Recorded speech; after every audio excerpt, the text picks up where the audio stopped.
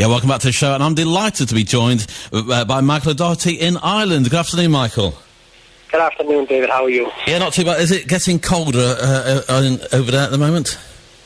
Well, you know, they have forecast some inclement weather for sure here over the next couple of days, but I suppose with Ireland being out in the Atlantic, the weather could change at any time, and you know, it's promised to be cold. But we've had a very mild winter. You know, we've seen daffodils out here in January, and so there's a definite shift and change in the planets, and the whole meteorological situation here definitely has changed over the last number of years. Whereabouts in Ireland are you at the moment? Right now, I'm in a place called County Cork, or Cork City. It's just it's down the southwest of Cork. Well, my family originate from there. My family originate from West Cork. Oh, West Cork, beautiful, down around Castletown, Bear, and all that area. It's absolutely beautiful. I've never been. Have you not? No, I'm just saying to my wife, I'd love it this year if we just save up some money and go over and just have a week in Ireland and see what my roots and so on, and see where my family come from. Really? What part of Cork? Have you any idea? I really haven't got any clue, no, but my dad's family's name was Sheehan, and they came over, must have been in the 60s, over to the UK, so but I'd like to go back, definitely. Yeah, well, certainly anywhere along the coast in Ireland, and I suppose being an island nation, you know, there's some fantastic, beautiful coast there, and I suppose if you were to start right down on the coast there, Kerry, go up along the Kerry coast on into County Clare, all the way to Donegal, all the way up to Derry, all that west coast is fabulous, very fresh air, because a lot of fresh air there, because, you know, the nearest point from that west coast of Ireland is New York, so there's a lot of sea between us, and anything coming in there is very, very fresh.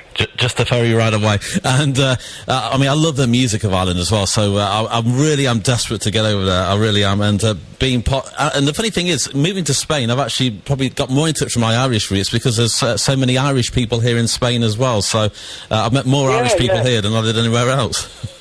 Yeah, I mean, I would be a very good friend of the Chieftains now, Matt Malloy. I'm sure many people have heard of Matt Malloy and the Chieftains. Matt was a guy I looked after in my own clinic, and you know, and I've got to know them very well, and of course, dealing with the likes of Michael and that, the Irish music is very much a part. And of course, we grew up here in Ireland. You know, I suppose in a way, over the years, if I go back, like you know, 15, 20, 30 years ago, if I go back even 30, 40 years ago, you know, or go back beyond that, and my parents, I mean, they used the Irish music as a therapy, because Irish dance and Irish music was the actual therapy. The Irish folk song, the music, the dance, all of that was a therapy for people back then, and they found a great outlet for their emotions. You know, it was a great form of exercise, and you know, that definitely was a therapy. So that's why it's good to, particularly in Ireland, that our culture, that we uphold our culture, and that we uphold the values of our culture, because sometimes I think in this day and age in the world that we live in, we kind of lose the run of ourselves a little bit. We engage, and we look at kind of in a way of Americanizing every culture, because it's the fast life, you know, and it's the buzz. But you know, people need to find time for themselves. I think every country has its own culture, as indeed as Spain, because I've been there many times, and you know, and it's to keep that and to have an identity with that, because that can be so powerful for all cultures. Now, just talking about music being a therapy there, that was very much the case, wasn't it, for the Afro-Americans with the gospel music in the time when they were looking forward to, you know, going over the Jordan, that type of music where it was talking about some hope in the future to look forward to, and it isn't always going to be like this. So that was therapy for them, wasn't it, as well? Of course it was. I mean, if you look at every culture, they all had an element of music and song and dance, because it connected them to their spirit, to the spiritual aspect of their being, which they felt resonated beyond the physical dimension. It resonated out into the universe, and that, you know, they say music is heard in the silence between the notes, and that, you know, we in our own treatment, we use especially chosen background music. Like, for example, we would use Mozart music for kids if we're dealing with kids with special needs types of problems, or we use subliminal we use music with subliminal information in it to help people to eliminate certain fears or anxieties.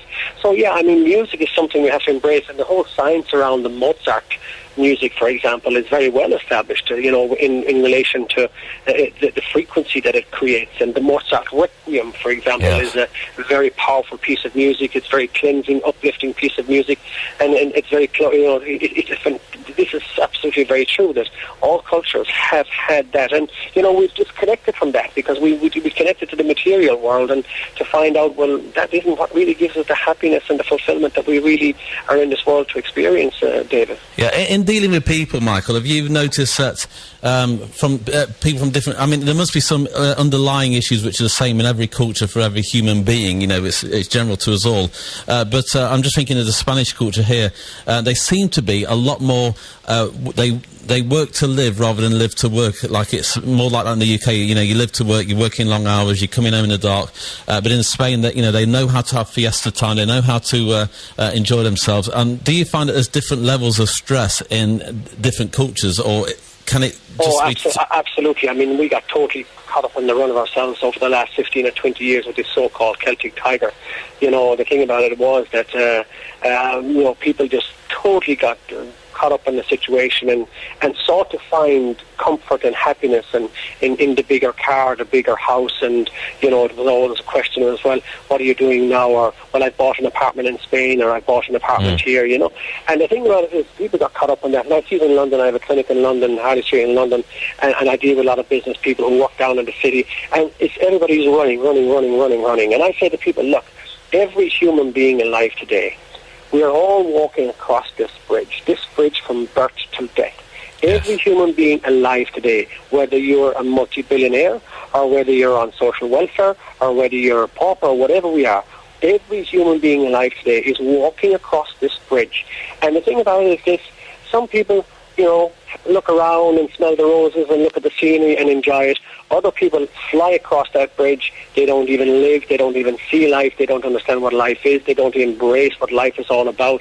And they don't live. Therefore, they have, they've missed out, and we get caught up in this whole sort of idea of material wealth and material things that give us happiness, that gives us status and gives us recognition. And ultimately, it's a slippery slope, because that brings about huge amounts of stress and trauma.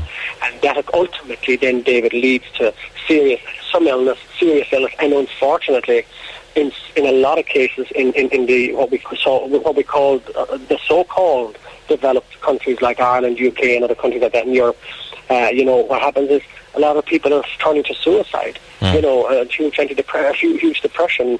Suicide is a way to confront it, because they've lost touch with those spiritual roots, and people need to come back to that and realise that this is our way forward, and not stop running across that bridge, that it'll all come to us in time, and pace ourselves and manage our health right, manage our energies right, and start looking after ourselves. And if we do that, you'd be amazed at what can happen. It's sad, isn't it? Because do you feel that almost as an offshoot of us actually going through a bit of a crisis financially, is that causing more stress? I ask the question because we were told in the 80s, when it was a very affluent time, that there was this yuppie, they used to call it yuppie stress, didn't they? And so are you finding that because there isn't so much money around, actually that's helping us to actually realise what the free things in life, like our family, our friends, those, that actually can... Are you finding more stress at the moment, or is that something that's... related to the economy? You're touching on something that's very important in today's life, and that is family values. We need to go back to family values. Now, I know probably a little bit different in Spain, that people get more time together and there's more siesta and all that kind of stuff. It's going the other way. It's going the same way, Michael. I'll tell you here, it's going the same way. I mean, in the UK and in Ireland and the States where I work, it's just like families don't know each other. There's one here flying here and there. They don't sit down like they used to and have meals together and all that kind of stuff. So the thing is, you're right. Like in the 80s, there was a so-called ME, so-called yuppie flu. I work in this area a lot, and I know what it is. What it really is, it's burnout. It's adrenal function problems. It's chronic fatigue. Chronic fatigue symptoms. Myalgic encephalomyelitis, what they call ME. It's so-called yuppie flu.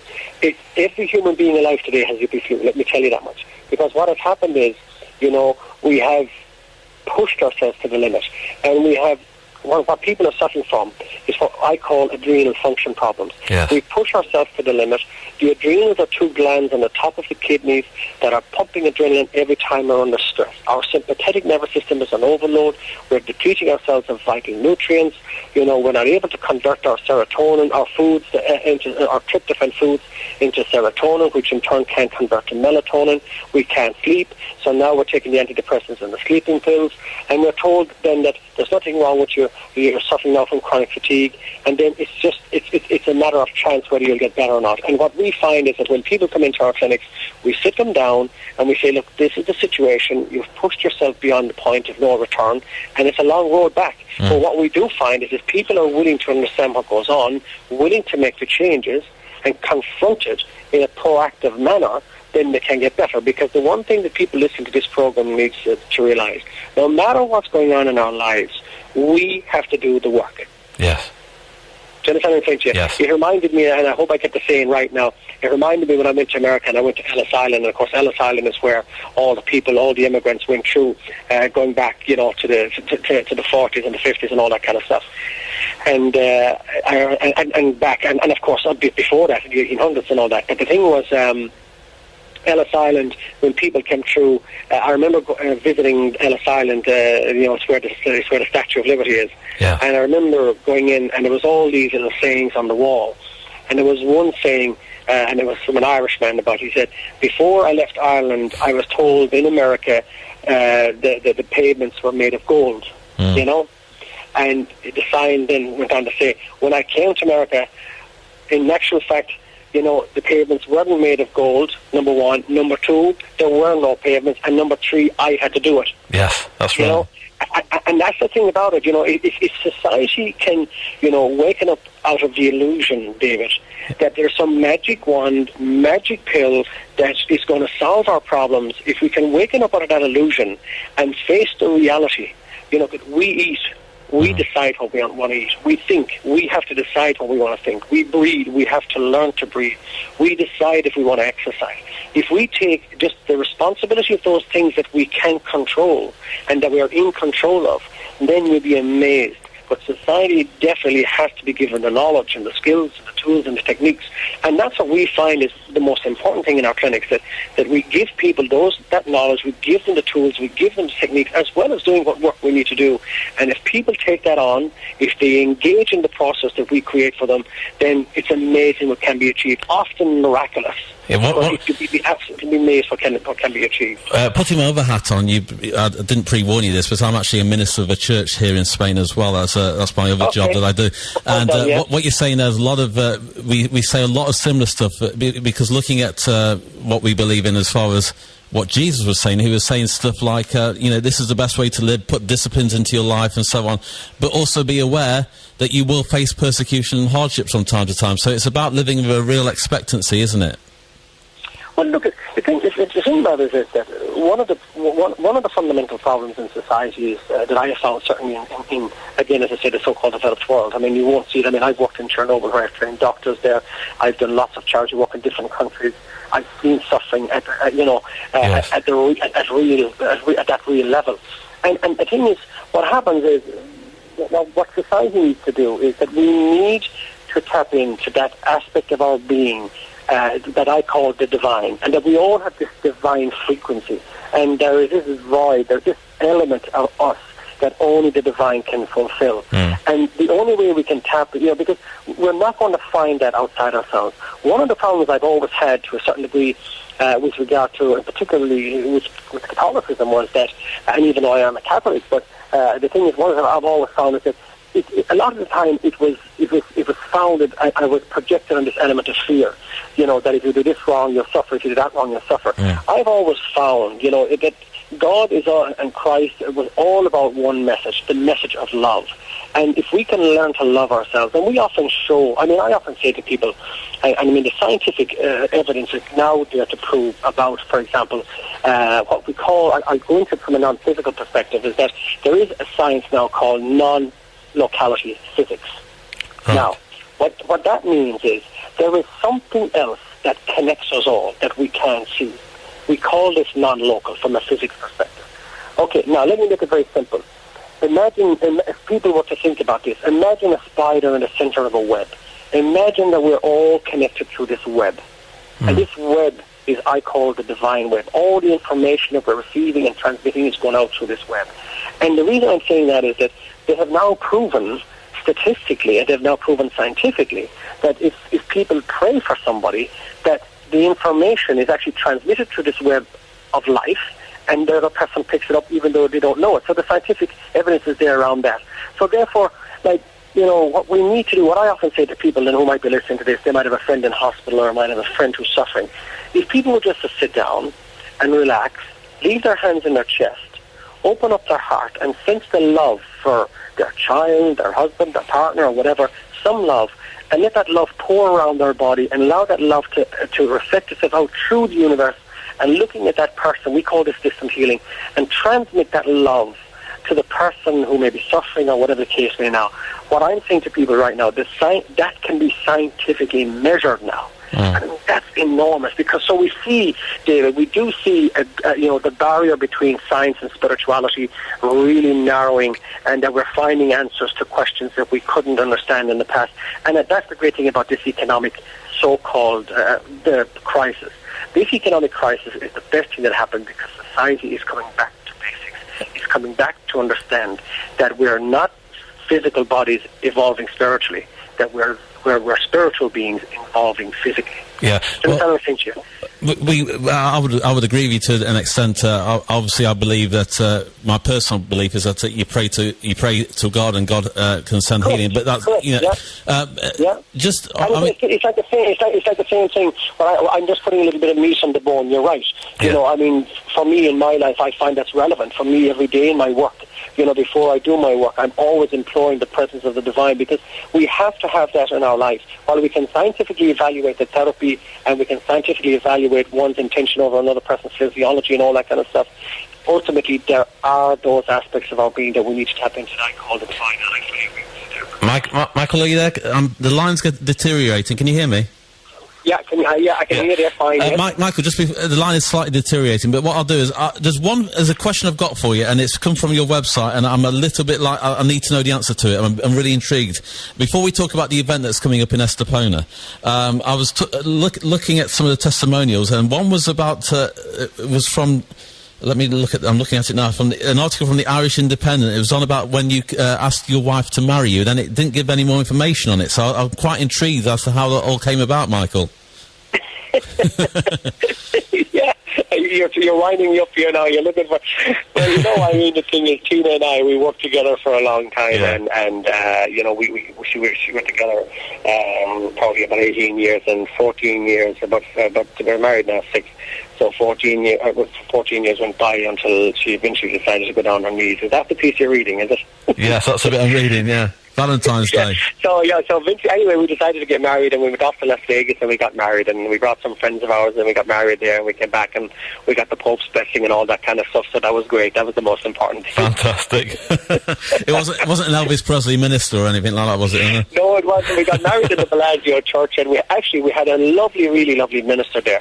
He was one of the nicest people I've ever come across, and I remember him saying to me, if you guys ever fall out over anything at all, he said, have a little vase, and what happens is, when one of you realize that you made a mistake, come back and leave a rose in the vase. You don't have to say anything else, and the other person knows that you're sorry, or whatever the case. Like the rose was going to symbolize, and it was going to break down those barriers. That's always great, very powerful. I always remember it. So all the guys out there now who are causing problems and stress for their wives, put a vase in their house, and when your wife is stressed out over you, just bring home a little rose, leave it there, and she'll take that, so she'll understand. Well, it's very difficult for a man to say sorry. That's right, yeah, and my house would be full of roses in that case, but but that was fantastic. Now, fascinating speaking to you, and if people want to know more, obviously they can go on the internet, and we'll get your web address, but just tell us a little bit more about this event that's coming up called Just Imagine? That's Estepona, isn't it?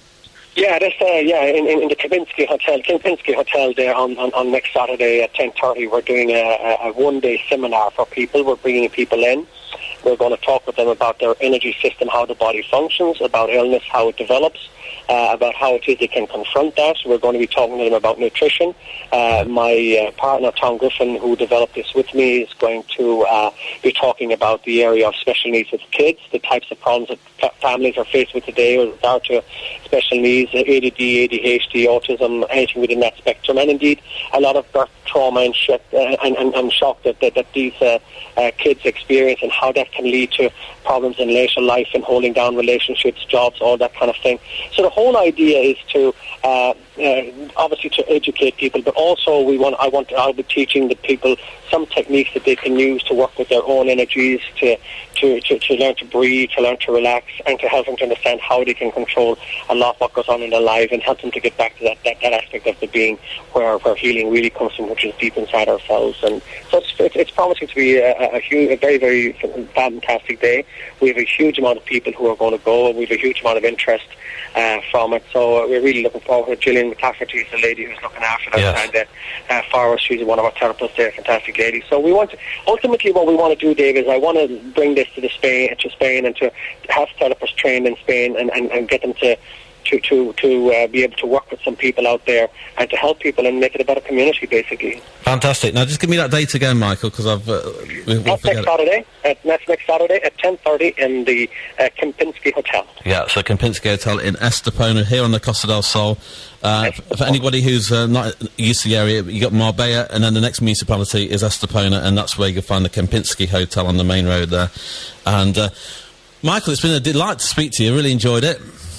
Yeah, absolutely, you, David. And sure, maybe we might meet you down there and have a chat.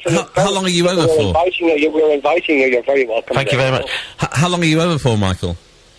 I'm going over on Friday, David, and I'm coming back on Sunday. I have a very heavy schedule here in Ireland, and I work in London and other countries in the US and that. So I'm going to be there all day Saturday, coming back Sunday. But funny enough, I've often been to Portobello, that area, and I know that area quite well. So I often go out there just for a week, just to relax. Take some sun back to Ireland with you. I'll tell you one thing: we need some sun here. I'm looking out at a great cloud now, but. We can look out at the great cloud, but in our hearts, the light can be shining. It's nice here anyway on the Costa del Sol. It's a little bit cold. It's going to be good for the weekend. I hope the weather's going to be good for the weekend now. Not looking too bad at the moment, anyway. Michael, it's a delight to speak to you, and look forward to seeing you soon. Take care now. Chat to you Saturday. God bless, Dave. God bless you too, Michael. Take care. That's Michael Doherty there, and fantastic guy, and he's going to be at the Kempinski Hotel this coming Saturday for that Just Imagine conference. So that's going to be fantastic. So any more information, you can go online as well at Plexus Healthcare and justimagine.es as well, and you'll find some more information there, of course.